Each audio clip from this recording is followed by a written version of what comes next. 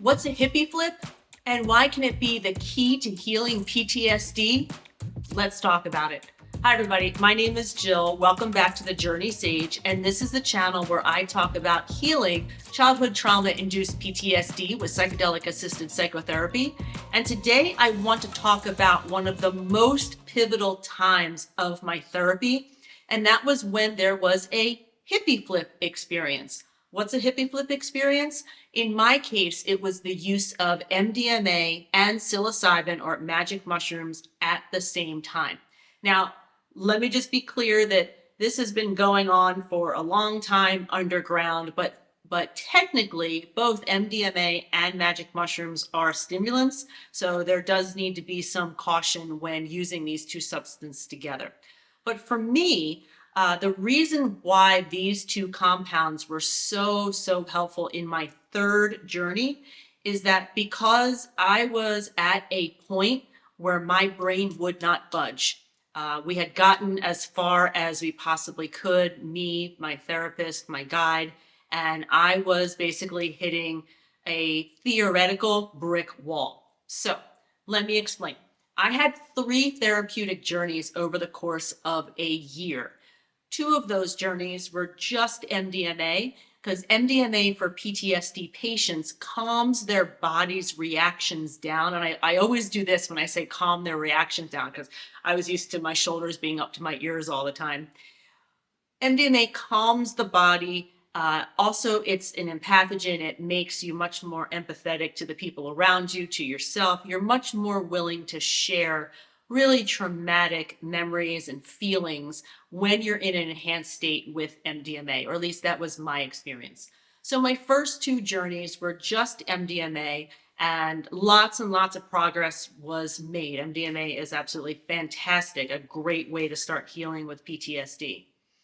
By the time we got to my third journey was based off of a dream that I had had where I was a little toddler, and I had a full toddler body, but instead of a regular face, I had a monster face.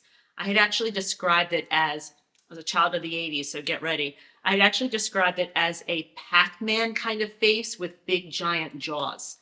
And it was very clear from that from that dream, that my subconscious was saying to myself that as a little child, that's how I felt like I needed to defend myself, that I was just so scared all the time. And I was just in reactive mode. And I'm doing this because like the jaws of that Pac-Man head were just chomping. So that dream was in March, and it took until May for the actual therapeutic journey to be scheduled. And during those months of preparation, I worked really hard to talk to that little girl, to calm her down. And it got to the point where she no longer had a monster head and she had a lovely room to be in. But what I didn't mention was that that little girl was in my childhood home where most of the abuse happened, where my father would routinely beat me and my mother, or my mother attempted suicide multiple times, or I walked in after my mother had shot herself and saw her laying in the bathroom. So this was not a great house. It certainly was not a home. That's where this little girl was.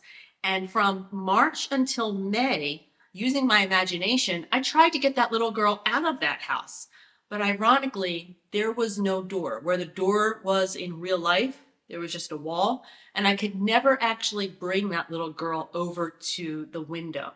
So it was a very odd kind of stuckness. Like, it just seemed really unnatural that I couldn't get this little girl out of her childhood home, because that childhood home was not great. During my journey, first took MDMA, and probably about 3 hours into the MDMA journey, my doctors asked me, and remember, I use doctors, guides, therapists, I use all those terms interchangeably. And they basically said, where's little Jill? Where is she in the house? Can we start to get her out? And I said, which Jill? The one downstairs we've been working with, or the one upstairs that's trapped in her room?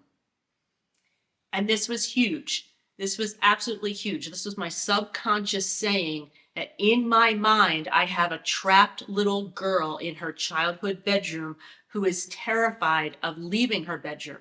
And the result of her being terrified of leaving her bedroom was that she was malnourished. She was half the size she should have been. She was in dirty clothes. Her hair was dirty. She was twirling her hair. She was not living. She was just in a stark white bedroom that I just happened to know was my childhood bedroom. And so through talking through the journey, it became increasingly clear with my therapist and my guide that I couldn't get that little girl out of the house. And so, long story short, I had a small dose of psilocybin, and that dose of psilocybin actually allowed my subconscious to literally take that childhood home and open it up backwards. And I describe it more in my book, so I won't take a whole lot of time here. Long story short, that psilocybin allowed my brain to free that little girl. She actually wound up in a little garden by the end of the journey. My subconscious talks to me in graphics and images, and that therapeutic journey with the combination of MDMA and psilocybin is where my subconscious was able to set that little inner 5-year-old girl free from that childhood home that was so full of abuse. So I think you can tell I'm a proponent of the hippie flip, assuming that physically you can handle both of the stimulants and you're with people who can certainly help you through it. And if there's a blockage, if there's not necessarily a blockage, then might not need it. But I think it's a valuable tool to have in a practitioner's back pocket, because we knew, my doctor and guide, we knew there was an issue. I mean, obviously months of work hadn't gotten me to free that little girl. We just didn't realize how blocked I really was until we got into that journey. So if you'd like to read the transcripts from that journey and learn a little bit more about this particular experience, check out Rescuing Jill. The workbook is also over on Amazon. And as always, head on over to thejourneysage.com. I've got more and more resources practically by the day over there. And so until next time, take care.